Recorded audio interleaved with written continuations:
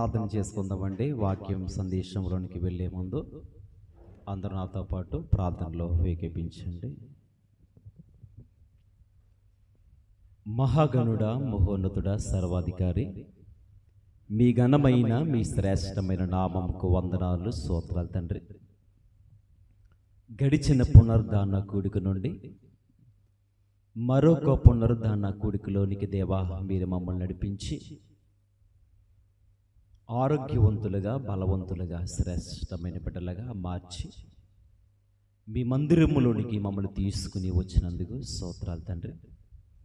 మీ శ్రేష్టమైన మాటలు వినడానికి మేము సిద్ధపడి ఉంటుండగా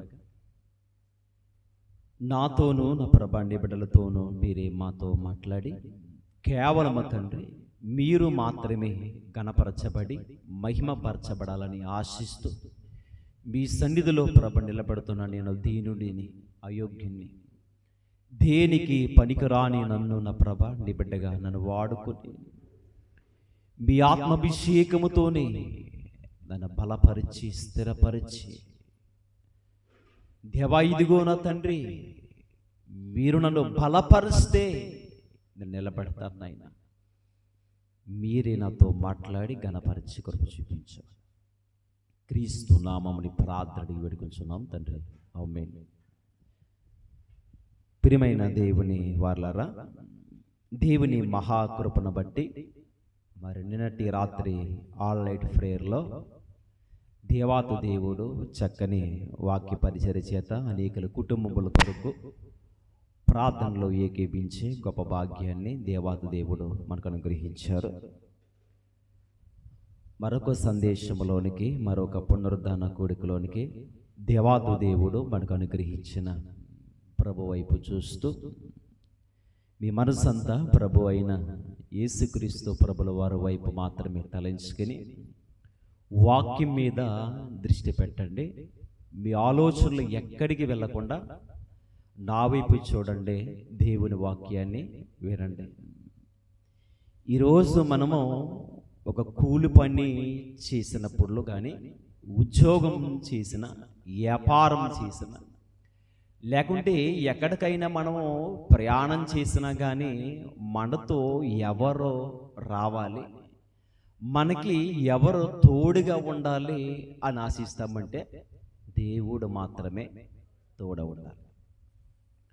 ఆయన మనకి తోడుగా లేకపోతే, ఆయన కాపుదల మనకి లేకపోతే, ఆయన దూత మనకి కాపుదలగా మనం లేకపోతే గనక ఈ ప్రపంచంలో ఏ మనిషి కూడా సజీవంగా ఉండడు. అలాంటి ఆ గొప్ప దేవుడి మీద ఈరోజు ఆధారపడుతున్న వారు ఎంతమంది? నాకు దేవుడే అతను తప్ప నాకు మరొక మార్గం అన్నది లేదు. ఒక పని చేసిన, ఒక ఉద్యోగానికి వెళ్ళినా, లేకంటే ఒక కూలి పనికి వెళ్ళినా, ఒక వ్యాపారం చేయడానికి వెళ్ళినా, లేకంటే స్కూల్కి వెళ్ళినా, ఎక్కడికి వెళ్ళినా కానీ నాతో పాటు నేను చేసి ప్రార్థించి బయలుదేరినప్పుడు ఎవరు రావాలి, ఎవరు తోడుగా ఉండాలని ఎవరైతే ఆశపడి నాకు ముందుగా ఆయన దూత ముందుగా ఉండాలి, ఆయనకు తోడుగా ఉండాలి అని అనుకుని జీవితాన్ని కొనసాగుతున్నవారు ఎంతమంది? దేవుని వాక్యాన్ని చూడగలిగితే గనక కీర్తనల గ్రంథము 16వ కీర్తన, కీర్తనల గ్రంథము 16వ కీర్తన మొదటి నుంచి చదువుకుందాం. దేవాన్ని చరణచొచ్చి ఉన్నాను, నన్ను కాపాడుము. ఒకసారి చూడండి, ఎవరు ఇది? ఎవండి? దావీదు గారు. చాలా సందర్భాల నుంచి మనము దావీదు గారి గురించి ఎందుకు మాట్లాడుకోవడం జరుగుతుందంటే, చాలామంది ఎక్కువ శాతము కీర్తనలు చదవడానికి ఇష్టపడతారు, అవునే కదా? ఎక్కువ శాతం. ఎందుకంటే దీంట్లో చాలా శ్రేష్టమైన మాటలు ఉన్నాయి. ఇక్కడ దావీదు గారు మాట్లాడుతుంది ఏంటంటే, దేవా నీ చరణచొచ్చి ఉన్నాను, నన్ను కాపాడుము. నీవే ప్రభుడువు, నీకంటే నాకు క్షేమాధానము ఏది లేదని యెహోవాతో నేను మనవి చేయదును, నేను ఎలాగందును.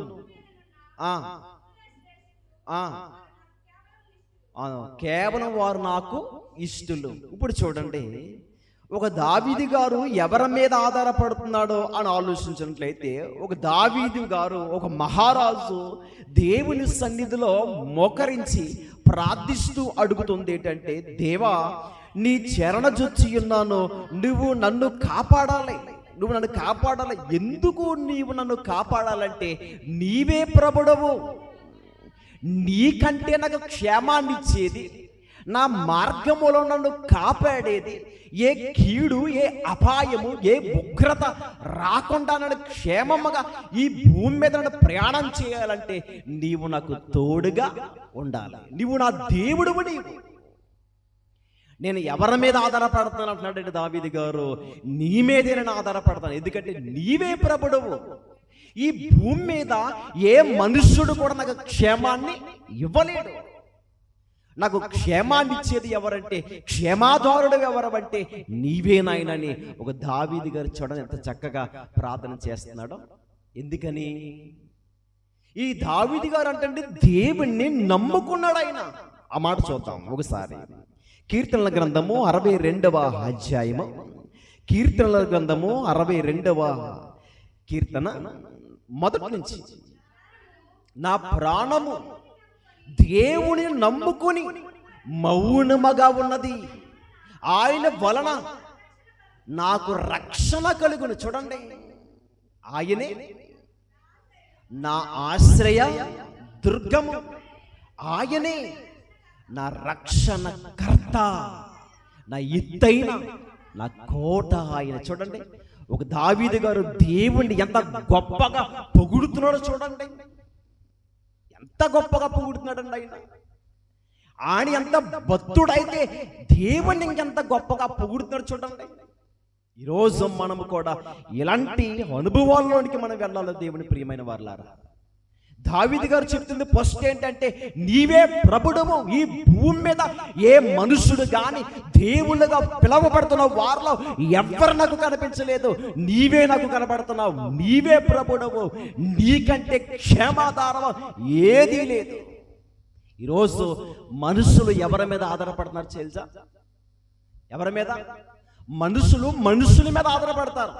ఒకటే, మనుషులు ఎవరి మీద ఆధారపడతారంటే జ్యోతిష్యుల మీద ఆధారపడతారు, మరొకటి సిద్ధాంతాల మీద ఆధారపడతారు, మరొకటి గడియాలను బట్టి రోజులను బట్టి, ఇలాగ చాలా మంది ఒకరి మీద ఒకరి మీద ఆధారపడతారే తప్ప దేవుని మీద ఆధారపడడం వీళ్ళకి చేత కాదు. ఎవరి మీద ఆధారపడతారంట చెప్పండి? మనుషుల మీద. దేవుడు ఒక మనుషుని సృజించి, ఇదిగో తన పోలుకు చొప్పున దేవుడు మనమల చేశాడు. మట్టిలో ఉన్న మన జీవితం మట్టి అయితే, విలువలేని జీవితం మనదైతే, ఆయనలో ఉన్న ఒక మహాశక్తిని ఆ మట్టి బొమ్మలోనికి పంపిస్తే ఒక మనిషికి ఏమొచ్చింది తెలుసా? కదలికలు వచ్చాయి. అలాంటి మనిషి మీద మనం ఆధారపడడం ఏంటి? అసలు ఆలోచించండి. సజీవుడైన దేవుడి మీద ఆధారపడడం మానేసి ఈరోజు చాలా మంది ఎవరి మీద ఆధారపడుతున్నారు తెలుసా? మనుషుల మీద. దావీదు గారిని బట్టి మనం నేర్చుకోవలసింది, నీవే ప్రభుడవు, నీకంటే నాకు క్షేమాధారం ఏదీ లేదు. మన ఇంటిలోంచి తెల్లవారు బయలుదేరగానే ప్రార్థన చేసుకుని ఒక భక్తులైతే, దేవుణ్ణి ప్రేమించేవారైతే, వారి కోసం చెప్తున్నాను నేను, భక్తిహీనుల కోసం నేను మాట్లాడట్లేదు. ఇదిగో ప్రభు పట్ల భయభక్తులు కలిగి దేవుణ్ణి ఆరాధించి దేవుణ్ణి ఎవరైతే ప్రేమిస్తారో వారికున్న గుణం ఏంటంటే, వారికున్న లక్ష్యం ఏంటంటే, వారి గురి ఏంటంటే, వారు మోకరిస్తారో. స్కూల్కి వెళ్ళాలా, కాలేజీకి వెళ్ళాలా, వ్యాపారానికి వెళ్ళాలా, ఉద్యోగానికి వెళ్ళాలా, ఎక్కడికి వెళ్ళాలన్నా కానీ దేవుని సన్నిధిలో వారు మోకరిస్తారో, వాక్యముని చదువుకుంటారో, ప్రభువా నేను బయలుదేరుతున్నాను, నువ్వు నాకు తోడుగా రావాలి. ఇదే ఒకటే క్రైస్తవుడు నేర్చుకోవాల్సింది ఏంటంటే అదే నేర్చుకోవాలి. మరి ఎవ్వరి మీద కూడా ఆధారపడకూడదు, ఎవ్వరి మీద కూడా. ఇంత చక్కగా దేవుని వాక్యం మనకు కనపడుతుంటే మనం ఎవరి మీద ఈరోజు ఆధారపడతాం? ఎవరు దేవుని మీద ఆధారపడ్డారో చెప్పండి. ఇదే సందర్భంలో ఇదే కీర్తన గ్రంథం 37వ కీర్తన 37వ కీర్తన అందరూ తీద్దాం. ఇది దావీదు గారు రాసిన కీర్తనే. చూడండి 37వ అధ్యాయము 5వ వచనం. నీ మార్గమును యెహోవాకు అప్పగింపము, నీవు ఆయనను నమ్ముకునుము, ఆయన నీ కార్యములను నెరవేర్చును. ఎంత చక్కని మాట చూడండి. ఇప్పుడు మనకి ఏ మనుష్యుడైనా దేవుని మీద ఆధారపడాలంటే ఫస్ట్ దేవుణ్ణి నమ్ముకోవాలి. అవునా కదా? చెప్పండి. దేవుణ్ణి నమ్ముకోకపోతే దేవుని మీద ఈరోజు మనుషులు దేవుని మీద ఆధారపడేవారు ఎవరి మీద ఆధారపడతారు? మనుషుల మీదే ఆధారపడతారు. మనుషుల మీదే. ఒక క్రైస్తవుడిని యేసు ప్రభు కొరకు నేను బ్రతుకుతున్నాను అని అనుకున్నవారు ఎవరైనా సరే రాసుకోవాలి. ఏంటి తెలుసా? నేను నా ప్రభువు కొరకు బ్రతుకుతాను, ప్రభువు మీద మాత్రమే నేను ఆధారపడతానే తప్ప ఏ మనుష్యుడి మీద నేను ఆధారపడను. నాకు ఆధారమైన కర్తవు నీవే, మహారాజు నీవే. ఇందాక మనం చదువుకున్నాము కదా 62వ కీర్తన. మరొకసారి చూడండి. ఆయన ఏమంటున్నాడు?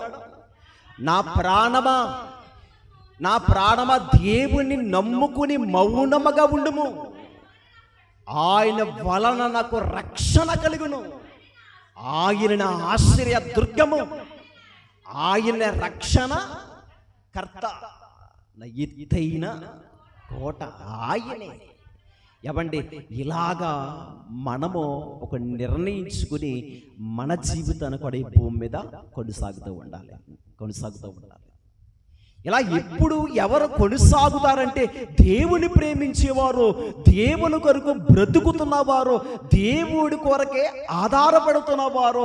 ప్రభు తప్ప ఈ భూమి మీద నాకు ఎవరు వద్దనుకున్నవారు మాత్రమే దేవుని మీద ఆధారపడతారు. చూడండి, ఈరోజు అంతే ఎందుకు, ఇంటిలో నుంచి ఎవరైనా చదువుకున్న పిల్లలు కాలేజీకి వెళ్ళేవారు కానీ, అంటే అందరు కాదు, కొందరు కోసం చెప్తున్నాను. అంటే నేను అన్ని జనుల కోసం మాట్లాడట్లేదు, జగత్తుగా ఆలోచించాల మాటలు.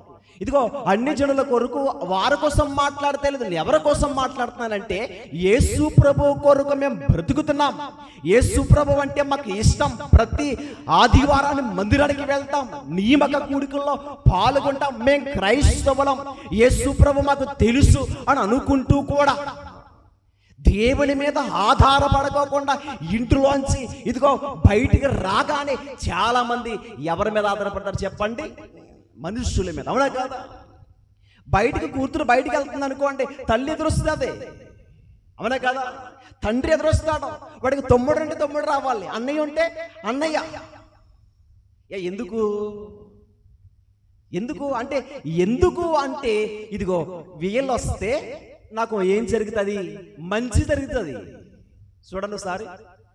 అంటే మనకున్న ఒక ఆలోచన ఏంటంటే ఎవరో అన్యుల కోసం కాదు, మన క్రైస్తవుల కోసం మాట్లాడుతున్నాను. చాలా మంది దాంట్లో, అంటే అందరు కాదు కానీ కొందరు, అందరు కాదు కొందరు. అంటే కొందరిలో ఏంటంటే ఇలాంటి ఆలోచన ఉంటుంది. పైగా వీళ్ళు ఏమైనా చదువుకోలేని వారు అనుకుంటారా? చదువుకున్నవారే, అన్నీ తెలిసి వీళ్ళకి లోక జ్ఞానం తెలియని వారు ఎవరు కాదు. చక్కగా చదువుకొని కూడా ముందుకు సాగుపోతున్న వారు కూడా ఇటువంటి మూఢనమ్మకాలలో చాలా మంది ఇంతవరకు కూడా మిగిలిపోయారంటే కారణం ఏంటంటే బైబిల్ మీద వరకు పొట్టు లేకపోవడం బట్టి, బైబిల్ని సరిగా చదవలేకపోవడం బట్టి, బైబిల్ని ధ్యానించలేకపోవడం బట్టి చదువుకున్నాం. చాలా మంది బైబిల్ కొనుక్కుంటారు కానీ ఇంతవరకు కూడా ఎలా ఉంటుంది ఇది? అదే కొత్తగా పేజీలు కూడా సరిగా, అంటే తీసినా కానీ ఏమవుతుంది, అంటుకుపోయేలాగా ఊడరావు. ఓసారి అవసరమైతే ఎక్కడైనా పేజీలు అంటుకుపోయామో ఏం చేసుకోవాలి? ఒక్కో పేపర్ అయినా తీయాలి, అంటుకుపోయింది ఏమని. అలాగైనా కొంచెం బైబిల్ ఏమవుతుంది? అది బైబిల్ని మనం ఏం చేయాలంటే చదవాలి. బైబిల్ని ఎప్పుడైతే మనం చదువుతూ ఉంటామో ఇదిగో మన జీవితాన్ని అది చదువుతూ ఉంటుంది. అప్పుడు ఎలా బ్రతకాలని నీవు నేర్పిస్తుంది. ఏంటది? జీవగ్రంథం. మన జీవితం ఇదిగో ఈ భూమి మీద ఎలా ప్రయాణం చేయాలో నేర్పిస్తుంది. పరలోకానికి మన ప్రయాణాన్ని ఎలా కొనసాగించాలో నేర్పిస్తుంది. ఏంటంటే మన చేతిలో కనపడుతున్న 66 పుస్తకాలలో కనపడుతున్న ఒక బుక్గా కనపడుతుంది. ఏంటి తెలుసా? బైబిల్. ఈ బైబిల్ ఎంత పరిశుద్ధమైందో, ఎంత శ్రేష్టమైందో, ఎంతమంది ప్రాణాలు బలిగా పెడితే, ఎంతమంది ఎవరి క్రీస్తు కొరకు బ్రతుకుతున్న వారు చెరసాలకి వెళ్ళి వారు మరణించి మన చేతులకి వచ్చింది తెలుసా? కొన్ని కోట్ల రూపాయలకి కూడా దీన్ని ఏం చేశారు? పాట పెట్టారు. కొన్ని కోట్ల రూపాయలకి పాడుకున్నారు, దాన్ని బైబిల్ని బయటికి తీశారు. ఈరోజు మనకి సింపుల్గా కనబడుతుంది తెలుసా అండి. అంటే చాలా మందికి దీని విలువ తెలియక విలువ తెలిసిన వారు దీన్ని గౌరవిస్తారు, ప్రేమిస్తారు. ప్రేమించడం అంటే దేవుణ్ణి ప్రేమించినట్లే. అలా ప్రేమించిన వారు ఎవరి మీద ఆధారపడతారంటే దేవుని మీద ఆధారపడతారు. ప్రియమైన వారులారా, దేవుని మీద. మరి క్రైస్తవులుగా ఉన్న వారే దేవుని మీద ఆధారపడుకోకుండా ఈరోజు మనుషుల మీద ఆధారపడతారేంటి? ఇదిగో ఒక గృహాన్ని కట్టుకుంటే ఆ కొత్తగా గృహంలోనికి వెళ్ళాలంటే ముహూర్తాలు కావాలి. ఏ రోజు మంచిది, ఏ గడియ మంచిది, ఏ తారీఖు మంచిది, ఏ నెలలో మంచి రోజులు ఉంటాయి, ఎవరు చెప్పాడు ఇవి? ఇదిగో ఎవరో ఒక బుక్కు రాసుకుంటే ఆ బుక్కులో ఉన్న మూఢనమ్మకాలు ఈరోజు పాటించే క్రైస్తవులు లేరనుకుంటున్నారా? ఇంతవరకు కూడా ఉన్నారు ప్రియమైన వారులారా. ఇదిగో బ్రతకవలసింది మనం, సరైన మార్గంలో నడవవలసింది మనం, సరిగా బ్రతకవలసింది మనం, సరిగా ప్రయాణం చేయవలసింది మనలో ఉంది తప్ప ఇంట్లో లేవు, రోజుల్లో లేదు, గడియాలలో లేదు. మరి ఎక్కడ ఉంది? అన్ని మనలోనే ఉంది. మనం సరిగా బ్రతకకుండా, మనం సరైన నడవడిక నడవకోకుండా అన్ని వాటిల్లో పెట్టేస్తే, పోయిన బైబిల్ క్లాస్లో మనం నేర్చుకున్నాం కదా, ఆది కాండంలో 7 రోజుల కోసం 6 రోజులు. ఏమన్నారు మీరు చెప్పండి? ఒక్కొక్క రోజు ఎంత వింత కలిగిన సృష్టిని దేవుడు ఈ ప్రపంచంలో కలిగించాడే. ఒక సూర్యుడు ఉదయిస్తున్నాడంటే అంత సూర్యుని ఎవరిచ్చారు కదా? సూర్యుడు చంద్రుల్ని ఆయన సృజించగా ఒక దినమాయను, అది దేవుడు మంచిదని. ఒక రోజు మంచిదని చెప్పామే. పక్షులు, చెట్లు, ఆకాశంలో ఎగురుతున్న పక్షులే, ఇదిగో ఇవన్నీ కూడా ఒక్కొక్క దినము ఇది మంచిది, ఇది మంచిది, ఇది మంచిదని దేవుడు పిలుస్తుంటే మంగళవారం మంచిది కాదు, శనివారం మంచిది కాదు, శుక్రవారం మంచిది కాదు, తర్వాత లక్షవారం మంచిది. చూసారా? అంటే ఇలా మనం వింటుంటే, ఎవరో చెప్తుంటే మనం వింటున్నామంటే అసలు మనకు బుర్ర ఏమన్నా పనిచేస్తుందా? బుర్ర పని చేయట్లేదు. ఏమండి, నేర్చుకోవలసింది ఏడు తెలుసా? బైబిల్ నుంచి. ఎవరైనా మిమ్మల్ని ఎవరైనా ఒక ప్రశ్న అడిగారు అనుకోండి, ఈ రోజు మంచిది కదా అన్నప్పుడు మీరు ఏం చేయాలి? ఏం చెప్పారు మొన్న? అది మనకి ఎవిడెన్స్ ఉంది, ఇందులో చూపించాలి. బైబిల్లో ఇది మంచిది. ఆ రోజు దేవుడు ఏం కలగజేశాడో తెలుసా? ఇవన్నీ చేశాడు ప్రపంచంలో. మంచిది దేవుడు చెప్తుంటే అసలు నువ్వు మంచిది కాదన్నాడికే అసలు నువ్వెవరివి నువ్వు కదా? ఏమండి, ఈరోజు మన ప్రభు మీద చాలా మంది భయం. ఒక ఇల్లు కట్టాలంటే వాస్తు చూడాలి, భయం. మూల పెరిగిందనుకోండి, ఆ మూల ఎంత పెద్ద గోడ కట్టినా సరే గోడమైపోవాలి, ఇంకా తీసేయవలసిందే. దానికి ఎన్ని సిమెంట్ బస్తాలు, ప్లాస్టింగ్, ఐరన్ ఏదైనా సరే తీసేయవలసిందే. ఎక్కువవుతే, ఒక మూల ఎక్కువవుతే, అబ్బే మూల ఎక్కువైందంటే ఏమైపోతుంది? ఇంట్లో ఉన్న యజమానుడు, ఎందుకంటే నాకు బాగా తెలిసి మన ఇంట్లో యజమానుడు ఏమైపోతాడో, అది మూల పెరిగితే కదా. ఇప్పుడు బాత్రూమ్ కట్టామనుకోండి, బాత్రూమ్ కట్టించున్నప్పుడు ఏం జరుగుతుందంటే, ఇదిగో ఆ బిల్డింగ్ గోడకి దీనికి టచ్ అవ్వకూడదు. టచ్ అవ్వడానికి ఏమేస్తారు? జీలిగి బండ. నేను అడుగుతాను, సూటిగా అడుగుతున్నాను, కింద ఆ బోర్లు ఐరన్ ఉంటుంది కదా, మరి కింద బేస్మెంట్ నుండి దానికి లింకింగ్ అవుదా? అవుతుందే. మరి టచ్ అవ్వట్టు కాదు అది. తర్వాత పైన స్లాబ్ ఉంటుంది, ఆ స్లాబ్ దానికి టచ్ అవ్వలేదా? మరి అదవుతుంది. మనకి ఏదంటు ఇప్పుడు అదొడ్డు. చూసారా? అంటే అది కలిస్తే దీంట్లో వైరస్ వచ్చేద్దేమో, కరోనా లాగా అంటారంటారా? అది ఎవండి, మనము క్రీస్తు కొరకు బ్రతుకుతున్నాం. మనకే బైబిల్ మీద జ్ఞానాన్ని నేర్చుకుని ఎప్పుడు కూడా దేవుణ్ణి మనం ఏం చేయాలి? పొగడాలి. నీవే నీవే నీవే నీవే. 62 కీర్తన బల చదవండి. నా ప్రాణము నిన్ను నమ్ముకునిచున్నది,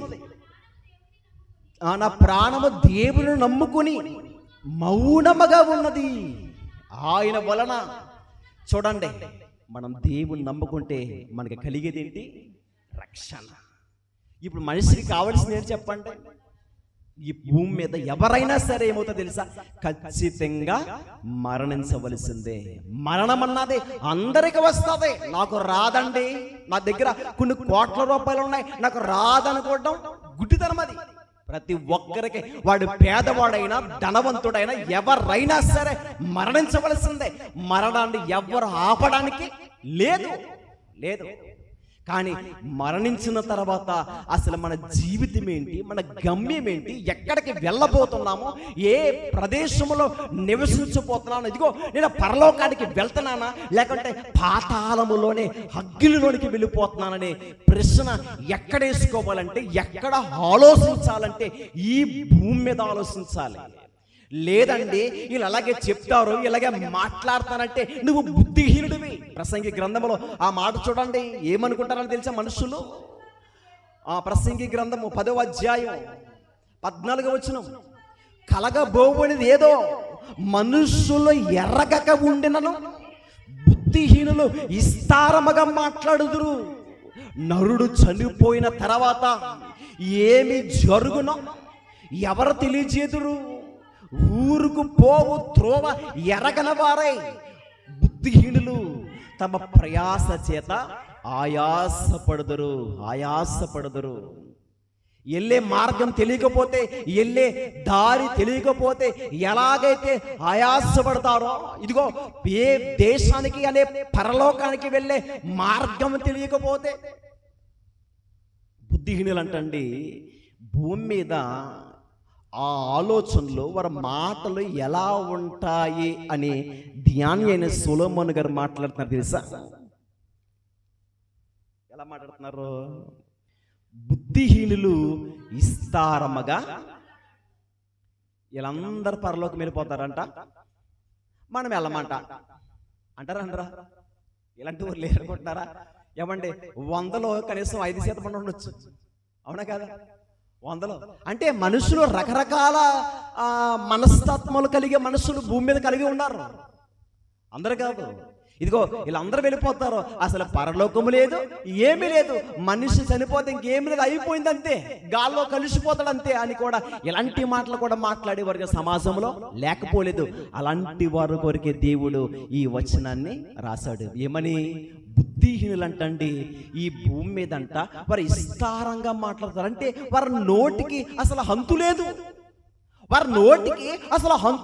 వారికి ఇష్టం వచ్చినట్లుగా మాట్లాడుకుంటారో, వాళ్ళకి నచ్చినట్లుగా మాట్లాడుకుంటారో, నోరు ఉంద కదని వదిలేస్తారంట. అయితే ఆయన చెప్తున్నాడు, ఏమండి తర్వాత ఏమొస్తుంది? మరణము వస్తుంది. మరణించిన తర్వాత అని మాట్లాడుతున్నాడు. ఏమి జరుగునో అది నీకు తెలియాలి. ఇప్పుడు పైకి ఏం మాట్లాడతావంటే, ఇదిగో ఏం కాదు కదని ఇష్టాసరంగా మాట్లాడతావో, మరణించిన తర్వాత ఏమి జరుగునో అది ఎవరు తెలియపరుస్తారు? ఈ భూమి మీద ఎవరు తెలియపరచగలరా? ఎవరు తెలియపరచలేరు. ఆ మార్గము గుండా ఎలా ప్రయాణం చెయ్యాలో, ఎలా వెళ్ళాలో ఆ మార్గము తెలియాలంటే ఈ భూమి మీద మనకే బుద్ధిమంతులుగా మనము నడుచుకోవాలి. బుద్ధిమంతులుగా వారంటండి కిందున్న పాతాళమును తప్పించుకుని పరమకు చేర్చబడతారంట. ఎవరు అనుకుంటున్నారు? బుద్ధిమంతులు. ఆ మాట చూడండి, సామెతల గ్రంథములో దేవుడు ఎంత చక్కగా ఆ మాట రాయించాడో సార్ చూడండి. సామెతల గ్రంథం ప్రతి ఒక్కరు చూద్దాం. చూడండి, సామెతల గ్రంథము 15వ అధ్యాయము 24వ వచనం, క్రిందనున్న పాతాళమును తప్పించుకునవలనని బుద్ధిమంతుడు పరమకు పోవు జీవ మార్గమును చూడసారండి. ఎంత చక్కటి మాట చూడండి. ఎవరా వాళ్ళు? బుద్ధిమంతులు అంటండి, బుద్ధి లేని వారు కాదు. బుద్ధిమంతులు ఏంటంటే క్రింద ఉన్న పాతాళమును తప్పించుకునవలనని బుద్ధిమంతుడు పరమకు పోవు అంటే ఏంటి? పరలోకమునకు పోవు జీవ మార్గమును అది వారు ఎక్కడ కలిగి ఉంటారంటే భూమి మీద ఇంకా నువ్వు సజీవంగా ఉన్నప్పుడే, ప్రాణము పోకముందే ఇదిగో నేను పరలోకానికి వెళ్తాను. రాత్రి చెప్పుకున్నాం కదా, అపోస్తలుడు పౌలు గారు ఏమన్నాడు? ఆయన నేను గురి ఎద్దకే అది భూమి మీద సాక్ష్యమునిచ్చాడు. ఇదిగో నా పొరుగుని కడముట్టించదని వెళ్ళిపోతున్నాను నేను అని చెప్పాడే. ఛాలెంజ్ చేశాడు. ఎవరు? పౌలు గారు మాట్లాడారు కదా. అలాగా ఎలాగైతే ఖచ్చితంగా ఇదిగో నేను పరలోకానికి వెళ్ళిపోతున్నానని ఏమండి చెప్పాడో, ఈరోజు కూడా మనము కూడా ఒక సిద్ధపాటులోనికి వెళ్ళి మనం కూడా రెడీగా చెప్పాలి. ఏమని? ప్రభువా, నేను కూడా ఇదిగో నా ప్రాణము పోతే, ఈ క్షణమే నాకు మరణం వస్తే నేను కూడా నీలోనికి వచ్చేస్తాను, పరదేశాన్ని స్థలములోనికి వస్తానన్నంత ఒక విశ్వాసమును కాపాడుకుని సిద్ధపాటులో మనమందరం ఉండాలి. సిద్ధపాటు. దీని ఏంటంటే సిద్ధపాటు. సిద్ధపాటు ఏంటంటే రెడీగా ఉన్నాను, వెళ్ళిపోవడానికి సిద్ధంగా ఉన్నాను. ఇప్పుడు ట్రైన్ కానీ బస్సు కానీ అక్కడ చెప్తారు కదా, అక్కడ పలానా సమయానికి ఆ టయానికి ఇదిగో ట్రైన్ బయలుదేరిపోతుందని అక్కడ చెప్తారు. సిద్ధముగా ఉంది, సిద్ధముగా మరో కొన్ని నిమిషంలో అదేమవుతుంది, అది కదలబోతుంది అంటారు కదా. సిద్ధం కంటే రెడీగా ఉంది వెళ్ళబోవడానికి. ఈరోజు భక్తిలో, విశ్వాసములో మనము కూడా మన భక్తిని కాపాడుకొని ఈ భూమి మీద మనకి ఎన్ని ఆటంకములు వచ్చినా కానీ, ఎన్ని కష్టాలు, శ్రమలు, ఇబ్బందులు ఎన్ని ఎదురొచ్చినప్పటికీ కూడా మన విశ్వాసమును సల్లారుపరచుకోకుండా భక్తిగా బ్రతికి ప్రతి దినము క్రమం తప్పకుండా దేవుని వాక్యమును ధ్యానిస్తూ అనుసరించి, దేవా మీ కొరికి బ్రతుకుతాను నాయనని ఆ రోజు పేదలాజరు ఎలాగైతే ఉన్నా లేకపోయినా, ఎవరో పట్టించుకోకపోయినా, ఎవరో తనకి కొడిపోయిన ఆహారం పెట్టకపోయినా కానీ, పడిపోయిన రొట్టె ముక్కలో తిని ఏరుకుని కొడుపు నింపుకుని అక్కడే పడుకుని ఉండడానికి కనీసం గృహము గాని వస్త్రాలు గాని ఏమీ లేవు. కనీసం అతన్ని ఆదరించేవారు కూడా లేరు ఆయన్ని.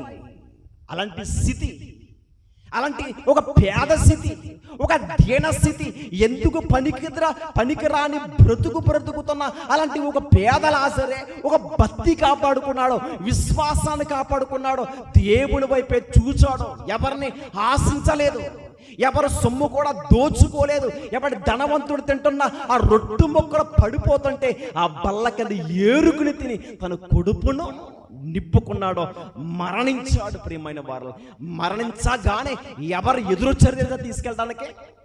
దేవదూతల్లో. ఎవరండి? చూసారా? అంటే ఈ భూమి మీద ఎవరు పట్టించుకోలేదు ఆయన్ని, ఎవరు పట్టించుకోలేదు, ఎవరు చేరదీయలేదు, ఎవరు కూడా కనీసం కొన్ని మెతుకులు కూడా పెట్టలేదు ఆయనకి. అలాంటి ఆయనకి చనిపోగానే పరలోకానికి ఒక వాహనాలుగా దేవదూతలే తండ్రి అని ఇదిగో ఆయనకి ఏం పిలుస్తున్నా తెలుసా? ఆహ్వానిస్తున్నాయి తీసుకెళ్ళడానికి.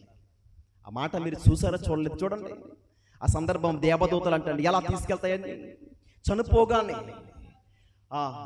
ఎక్కడ? లోక సువార్త 16వ అధ్యాయము 22వ వచనం. ఆ దరిద్రుడు చనిపోయి దేవదూతల చేత అబ్రహాము రమ్మున ఆనుకున్నట్టుకు, చూసారంటే ఆ దరిద్రుడు చనిపోగానే ఎవరు వచ్చారు? దేవదూతల చేత ఏమవ్వడంటే, అది ఈ భూమి మీద ఎవండి మనం అనుకుంటాం, ఇదిగో ఆరోగ్యం ఉంది కదా, నాకు బలం ఉంది కదా, ఇదిగో తర్వాత మారదాంలే, తర్వాత ఏగి విందాంలే, తర్వాత విందాంలే అనుకుంటే మరణిస్తే పరిస్థితి ఏంటి? ఇదిగో సత్తున్నప్పుడే, బలం ఉన్నప్పుడే దేవుని స్తుతించకుండా, దేవుని సన్నిధికి రాకుండా, ఆయన మాటలు వినుకోకుండా వ్యర్థమైన వాటి వైపే ఈరోజు కూర్చోపెట్టేవారు లేరా? ఏమంటే చాలా మంది గూను వంగిపోయిన తర్వాత, నడవలేని స్థితిలో ఉన్నప్పుడు వంగిపోయి కూడా నడిచేవారు చాలా మంది మందిరాల్లో కనబడతారు. ఏంటంటేనే ఇంకేముందయ్య గారు, చక్కగా కొంచెం ఇంకా 2-3 సంవత్సరాలు బ్రతకాలని, దేవుడు ఆయుష్ పొందుకోవాలని ఇంకా నేనేం చేస్తున్నాను అది. అంటే చాలా మంది నడువంగిపోయాక, ముసలతనం వచ్చేసిన తర్వాత అప్పుడు దేవుని సన్నిధికి వచ్చేవారు చాలా మంది. అప్పుడు దేని కోరుకుంటారు? నాకు రక్షణ కావాలి ప్రభాని కోరుకోరు, ఇంకా బ్రతకాలి. అంటే నీకు ఇంత ఆయుష్ని ఇస్తే, ఇంత జీవితాన్ని ఇస్తే, ఇంకా నువ్వు మారకుండా, ఇంకా నువ్వు లోకము కొరకే బ్రతుకుతూ మరలా నాకు ఆయుష్ కావాలని కోరుకుంటున్నావే తప్ప రక్షణ కావాలని కోరుకుంటున్నావా? చాలా మంది ప్రియులారా, ఈరోజు దేవుడు అంటే చాలా మంది దేవుని కార్యక్రమాలు అనగా దేవుని సన్నిధికి వెళ్ళాలనుకోనగా చాలా మంది ఒక నిర్లక్ష్యం. దేవుని సన్నిధిలో గడపరగానే ఒక ముసలమ్మ ముచ్చట్ల చెప్పాలన్నా, లేక సోది మాటలు చెప్పాలన్నా, పనికిరాని మాటలు వినాలంటే ఎక్కువ శాతం వింటారు. చూడండి, ఎక్కడైనా గొడవ జరుగుతుంది అనుకోండి, మీరు గమనించండి. గొడవ జరుగుతుంది అనుకోండి, గొడవ జరుగుతుంటే ఖచ్చితంగా ఇంట్లో ఉన్నవారు ఏమవుతారు? బయటకు వచ్చేస్తారు. ఎందుకంటే బాగా సరదా, ఒకరికి కొట్లాట్లాడుకుంటే చూడాలి. ఎక్కడ గొడవ జరుగుతుంది అర్జెంటుగా కిందకి రావాలి. చెప్పండి, కనీసం వినపడలేదు అనుకోండి, ఎవరికి గొడవ జరుగుతుంది, ఎవరెవరికి జరుగుతుంది సరే. అంటే ఇలా మాట్లాడడానికి కూడా చాలా మంది ఇష్టపడేవారు బోలు మంది, ప్రియమైన వాళ్ళారా, ఇష్టపడేవారు బోలు మంది. అంటే లోకంలో ఉంటున్న చెత్త వైపు, చెదారం వైపు, పనికి రాని వైపు ఈరోజు మనుషులు ఇష్టపడుతున్నారే తప్ప మేలైన దాని మీద ఆధారపడుతున్నవారు ఎంతమంది? చాలా తక్కువ. అందుకే జీవం ఉన్నప్పుడు మనం ఏం చేసుకోవాలి? జీవితాన్ని మార్చుకోవాలి. ప్రభు కొరకు బ్రతకాలి. నాకు ఆయుష్ కావాలన్నా, నా మార్గంలో తోడుగా ఉండాలన్నా, నా ఉద్యోగంలో, నా కూలి పనులో, ప్రతి విషయంలో కూడా దేవుడి నాకు తోడుగా ఉండాలంటే, నా ప్రయాణంలో తోడుగా ఉండాలంటే, ఇదిగో నీవు ఆయన్ని దేవునిగా నువ్వేం చేయాలి? నమ్ముకోవాలి, అంగీకరించాలి. నా దేవుడు నీవే. ఒక దావీదు వలె మన సాక్ష్యం ఇవ్వగలమా? నీవే ప్రభుడవు, నీకంటే క్షేమాధరణకు ఏమీ లేదని చెప్తాడు. చూడండి, ఏమండి, ఆయన ఎందంట భయభక్తులు కలిగి ఉంటే,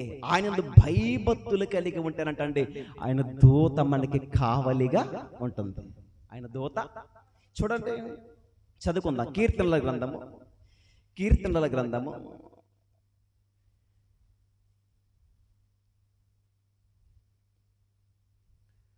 91వ కీర్తన, కీర్తనల గ్రంథము 91వ కీర్తన 11వ వచనం చూడండి. ఏమ్మా, ఓసారి పైనుంచి 10వ వచనం కలిసి. నీకు అపాయమేమీ రాదు, ఏ తెగులు నీ గుడారమును సమీపింపరాదు. నీ మార్గమునన్నిటిలో నిన్ను కాపాడుటకు ఆయన నిన్ను గూర్చి తన దూతలకు ఆజ్ఞాపించును. నీ పాదములకు రాయ తగలకుండా వారు నిన్ను తమ చేతులతో ఎత్తు పట్టుకుందురు. చూసారా, ఒక భయంకరమైన ప్రమాదం జరుగుతుంటే ఒక దేవదూతలు ఏం చేస్తాయంటే తెలుసా? ప్రమాదం జరగకుండా తప్పిస్తాయి.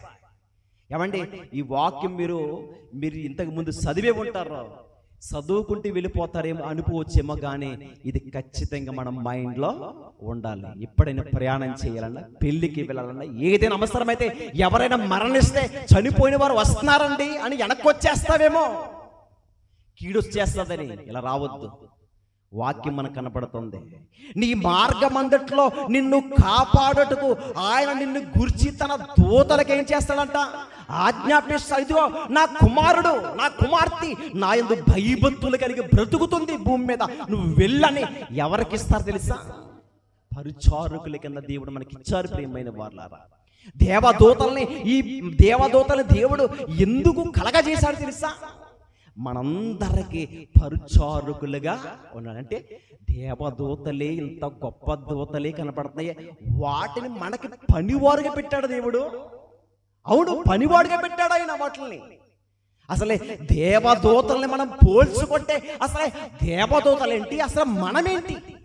అలాంటి దూతలంతా దేవుడు మనకి ఒక పరిచారులుగా పెట్టాడు. పరిచారకులుగా అంటే కాపలాదారులుగా. రాజకీయ నాయకులు ఉంటారు కదా, రాజకీయ నాయకులు ఉన్నప్పుడు వారికి పోలీసు వారు సెక్యూరిటీ ఎలా ఉంటుందో, బందోబస్తుగా బాడీ గార్డులు ఎలాగైతే వారు పక్కన ఉంటారో, ఎవడన్నా కీడు చేస్తారని.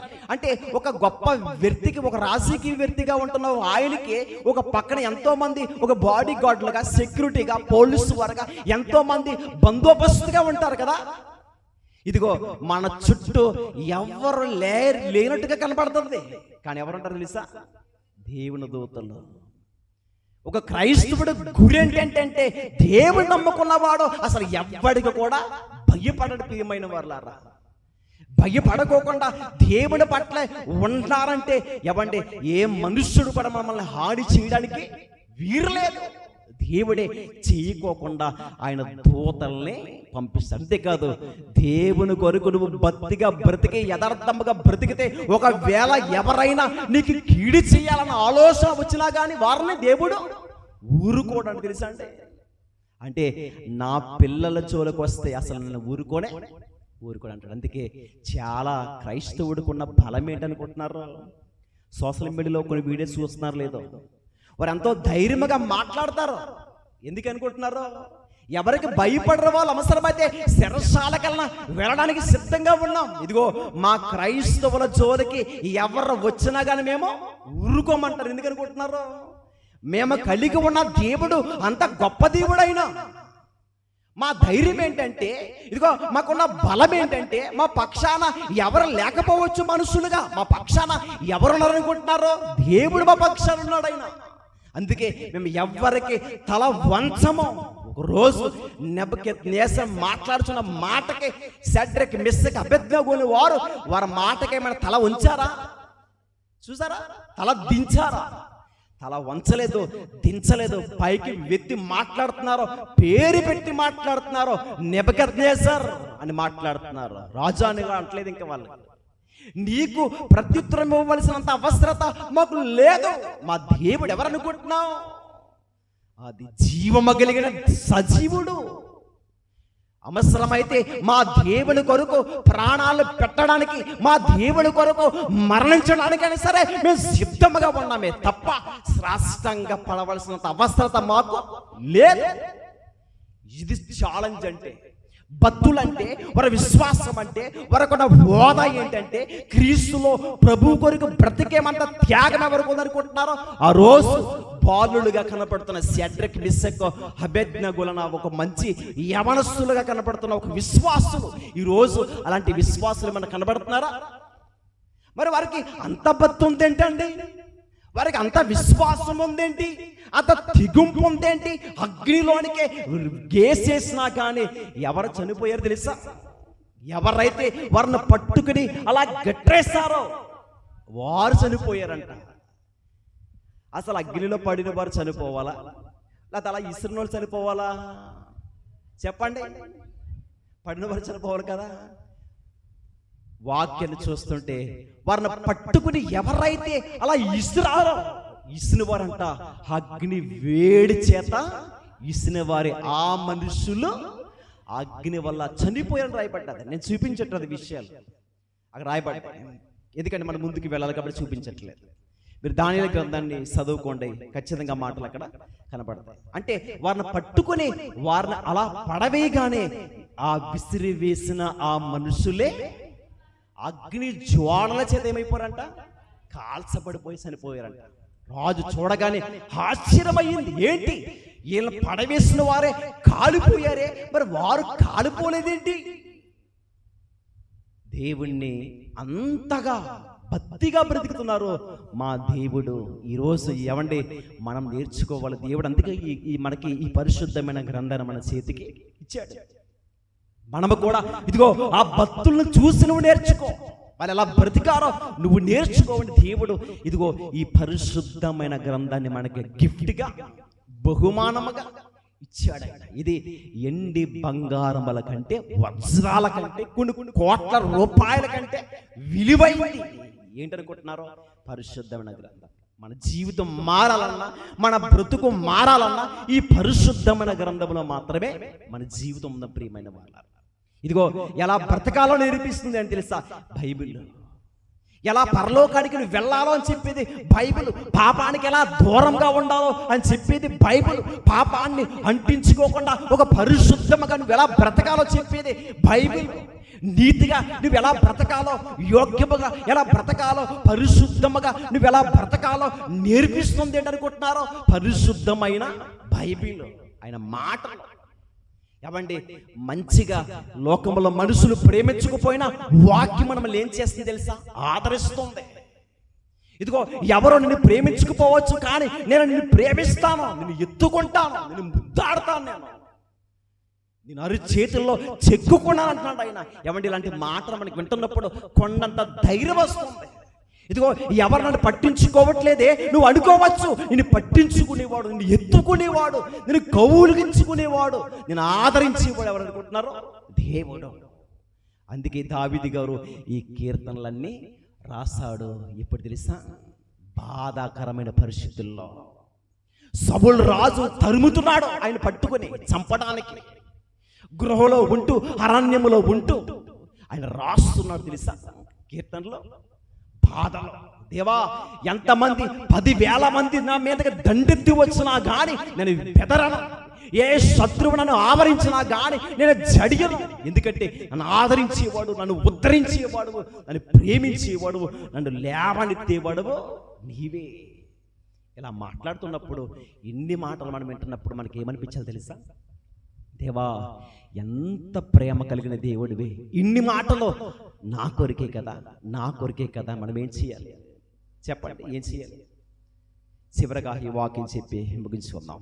చూద్దాం, ఎక్కడ కింద కనపడుతుంది కదా, దేవుని కొరకు బ్రతుకుతున్న వారు ఇక్కడే. ఒకసారి ఇక్కడి నుంచి ముందుకు వెళ్దాం. ఎక్కడ ఉన్నాం మనం? నీకు అపాయమేమీ రాదు, ఏ తెగులును నీ గుడారమునకు.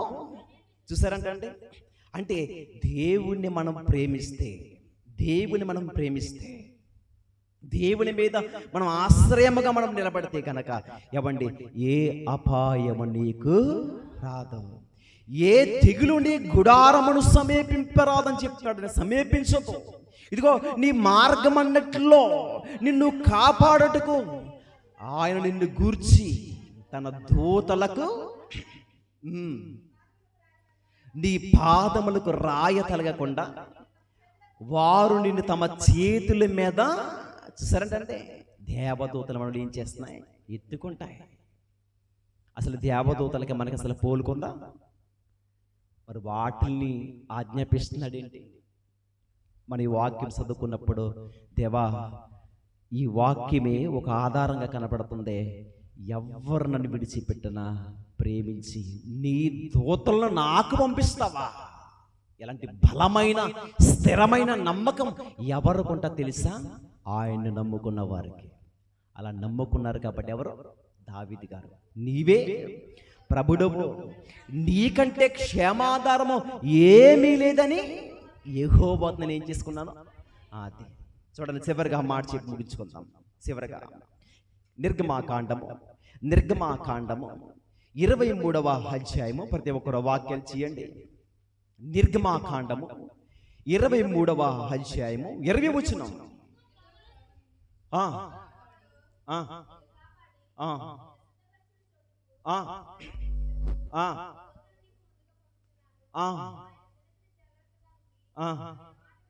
చూడండి ఎంత చక్కని మాట కదండి. ఏం మాట్లాడుతున్నాడు ఆయన? ఇదిగో త్రోవలో నిన్ను కాపాడి నేను సిద్ధపరిచిన చోటుకు నిన్ను రప్పించుటకు ఒక దూతను నీకు ముందుగా పంపుచున్నాను. ఒక దూతను నీకు ముందుగా పంపుచున్నాను. ఇప్పుడు ఇంటిలోంచి బయటికి వెళ్తాం కదా, మనం వెళ్తాం కదండి. ఇంటిలోంచి బయటికి వెళ్తున్నప్పుడు ఇప్పుడు మనకి ఎవరు రావాలో సార్ ఆలోచించండి. మాట విన్న తర్వాత దేవుని దూత మనకి ముందు రావాలా లేకపోతే మనిషి ముందు రావాలా? అది ఇప్పుడు మనం దూత ఏమొద్దు, నువ్వే రావాలన్నా కానీ అవునా కదా? చూసారా? అంటే దూతలొద్దు మనకి. అంటే దేవుని దూతే మనకి ముందుగా వస్తుంటే నాకు దూతలొద్దు, ఏమొద్దు, ఎవరు రావాలి? ఇంట్లో ఉంటున్నా నీవే నాకు రావాలి. తర్వాత ఏమైనా పేరు చెప్పట్లేదు కానీ నన్ను కూడా వాక్యాన్ని పిలుస్తారు. ఈలోగా కార్యక్రమం ఉంటుంది, గృహప్రవేశ కూడిక జరుగుతుంది. ఈలోగా పేరు చెప్పట్లేదు. అయితే ఇందాకే ఏ రోజు మంచి రోజో, ఏ తారీఖు మంచిదో, ఏ గడియ మంచిదో అంటే మరి కొత్త ఇల్లు కాదండి. మరి కొత్త ఇల్లు కొత్తగా మేము ఇంటిలోకి వెళ్తున్నాం కాబట్టి మరి ఆ ఇంటిలోకి వెళ్తున్నప్పుడు మంచి రోజులు చూసుకోవాలి కదా, మంచి రోజు చూసుకోవాలి, గడియలు ఇవన్నీ చూసుకోవాలి కదా అని చెప్పడం జరిగింది. ప్రియులారా ఒకసారి చూడండి. అంటే ఇంటిలోకి వెళ్ళడానికి రోజులు మంచి కాదంటారా? ఏమ్మా అన్ని రోజులు కానీ వారు అలా మాట్లాడారంటే వారు నిజంగా వారికి ప్రభు అంటే ఏంటో తెలియదు వారికి. బాధాకరం విషయం ఏంటంటే ప్రభు కొరకు బ్రతుకుతున్న వారు కూడా ఈరోజు అలాంటి వాళ్ళు చూపించుకోవట్లేదా? అది ఇది దేవుడు వారి విషయంలో బాధపడతాడు. మాకు సత్యం తెలుసండి, తెలుసు, బ్రతకడం రాదు నీకు అంటే మేము ప్రభు కొరకు బ్రతుకుతున్నామంటే అన్నీ చూసుకుంటాం, అన్నీ తెలిసి అంటాం. అంటే ఈరోజు అన్నీ తెలుసు అని చెప్తారో అన్నీ చేస్తారో. ఇలా చేసిన బట్టి ఇప్పుడు ఎవరు చెప్పండి దేవుని అవమానించేవారు? నిజంగా ప్రభు కొరకు బ్రతుకుతున్న వారు ఇది ఏది చూడరు. అంతెందుకు చిన్నపిల్లలకి ఆనించి ఎన్నో సందర్భాలు ఉన్నాయి ప్రియమైన వాళ్ళారా. చిన్నపిల్లలకి బాగోకపోతే నీరసంగా ఉంటే మనకు భయం. ఇదిగో మంచి సేవకులు ఉన్నారు కదండి, అనుభవంలో ఉన్న పెద్ద సేవకులు, చక్కని ఉన్నారు, వయసులో ఉన్న సేవకులు చాలా మంది ఉన్నారు కదా. అలాంటి వారి దగ్గరికి వెళ్ళి చిన్నపిల్లకి బాగోట్లేదు అనుకోండి, అది అత్తమాట ఏడుస్తుంది అనుకోండి, ఏం చేయాలి మనం? ఇదిగో పలానా సేవకులు ఉన్నారు, ఆ సేవకుల దగ్గరికి చిన్న పాపని తీసుకెళ్ళి చక్కగా అది ఆ పిల్లవాడిని తీసుకెళ్ళి ప్రార్థన చేద్దాం, లేదా సేవకులు చేతులు ఎత్తి లేకపోతే సిలువ ముద్ర వేసి ప్రార్థన చేస్తే కనుక ఒకవేళ దేవుని ఆశీర్వాదం ఉంటుందేమో అని ఇలాంటి నమ్మకం ఉండదు వాళ్ళకి. ఎక్కడికి పరిగెట్టుకోవాలి మా అంటే చెప్పండి? అది భూత వైద్యుడి దగ్గర పరిగెట్టుకోవాల్సిందే. ఆ భూత వైద్యుడి దగ్గర పరిగెట్టుకెళ్ళిపోతే ఆడేమిస్తాడో, అది ఇది కట్టేసుకోండి ఆయన, ఇది కట్టేసుకోండి, నీకు ఏం పోద్ది ఇప్పుడు? అది నీలో కూడా దెయ్యం ఒగిరిపోద్ది. చూసారా, అసలేం దెయ్యాన్ని ఏం చేసుకుంటున్నాం ఇప్పుడు? కావాలని కట్టించుకుంటున్నాం తోడికి, కథలకు ఇక్కడ ఉండు అని. అంటే ఎందుకంటే ఇలాంటి విషయాలు చూసి మనం బాధపడాలి. దేవుని ఆశీర్వాదం వద్దు, దేవుని కాపుదల వద్దు, ఏమంటే దేవుని కృప, దేవుని ఆదరణకర్త అయిన దేవుడిని విడిచిపెట్టి ఇదిగో ఎవరెవరి దగ్గరికో పరిగెడుతున్నామంటే అసలే ఎవరు బుద్ధిహీనులు చెప్పండి? అది క్రైస్తవులుగా మనం బ్రతుకుతున్నామంటే గొప్పగా బ్రతకాలి. మనం గొప్పగా అన్ని విషయాల్లో దేవుణ్ణి మహిమపరచాలి. అన్ని విషయంలో ఇంతవరకు విన్నామే. ఒక సెడ్రక్ మిషకి ఎవరిని పొగుడారు? ప్రభు కొరకు మరణిస్తాం, ఏమంటే పడేసిన వారు కాలిపోలేదు, తల ఎంటుకులు కాలిపోలేదు, వారి శరీరం అంటే మసి వాసన కూడా రాలేదంట, మాడి వాసన కూడా రాలేదు శరీరం. వారు వేసుకున్న బట్టలు కాలేదు. అంతేందుకు చిన్నతనంలో ఇది దీపం బుడ్డు ఉండేది కదా, ఆరిపినప్పుడు తల భోజనం చేసినప్పుడు దగ్గర పెట్టుకునే వాళ్ళు చిన్నప్పుడు. ఇలా అన్నామనుకోండి ఇది ఏమైపోయింది, ఇంటికి అంటుకుపోయింది. మీకు అనుభవాలు ఉన్నాయి లేవు కదా? అంటే అంటుకుపోతే అంత ఏమొచ్చేది? మాడి వస్తుంది, అవునా కదా? కానీ అంత పెద్ద అగ్నిగుండంలో 7 చేశారు, పైగా 7 అంతులు. ఒక వింత కాదంట. అంత వేడి చేయడం బట్టే వారిని విసిరి వేసిన వారే చనిపోయారు.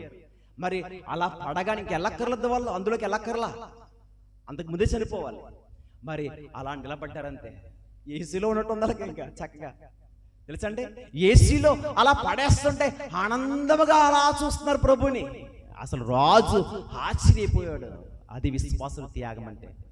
చూస్తారా, ఈరోజు మనం ప్రభు కొరకు బ్రతికే వారికి త్యాగం ఎలా ఉండాలంటే నిత్యము ప్రభుని స్తుతించేటలాగా ఉండాలి. ఇదే వాక్యాన్ని వచ్చి ఆదివారాన్ని కొనసాగుతూ ఇంక అవ్వలేదు, చాలా సందర్భాలు ఉన్నాయి. వచ్చి ఆదివారాన్ని ముగించుకుందాం. ఎవరు మిస్ అవ్వకుండా దేవుని సన్నిధిలో పాల్గొండి. ఇప్పుడు మనం ఎవరి మీద ఆధారపడాలి? అది దేవుని మీద ఆధారపడితే ఎవరు మనకు తోడుంటారో? దేవుడే, దేవుని దూతలే మనకి తోడుగా ఉంటారు. అలాంటి ఆశీర్వాదం కోరిక మనం పరిగెట్టాలి తప్ప దేవునికి విరోధమైనది ఏది చేయకూడదు. ఒకవేళ దేవునికి మనం విరోధంగా ఉంటే అసలు మనకి జరిగే నష్టం ఏంటన్న సందర్భాల్లో వచ్చి ఆదివారం మాట్లాడుకుందాం. ప్రార్థన చేసుకుందాం.